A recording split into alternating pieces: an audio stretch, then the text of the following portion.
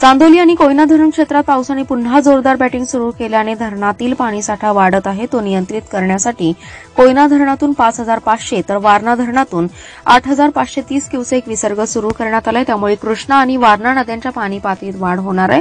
धरणातील विसर्ग वाढवण्यात आल्याने नदीकाठच्या गावांना सतर्कतेचा इशारा देण्यात आलाय.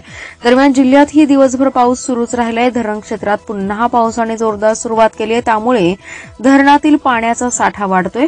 हा साठा नियंत्रित करण्यासाठी विसर्ग सुरू करण्यात आलाय. सकाळी 11 वाजल्यापासून कोयनेतून 5,500 तर वारणेतून 8,530 क्युसेक विसर्ग सुरू करण्यात आला. यामुळे कृष्णा आणि वारणा नदीच्या पाणी पातळीत वाढ होणार आहे.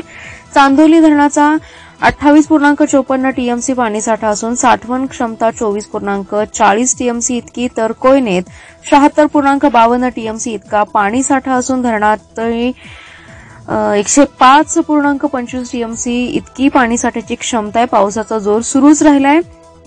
शिराळा, वाळवा, पलूस आणि कडेगाव तालुक्यात अनेक गावात जोरदार पाऊस झाला. मिरज, कवठेमंका तालुक्यात पावसाची रिमझिम सुरू होती.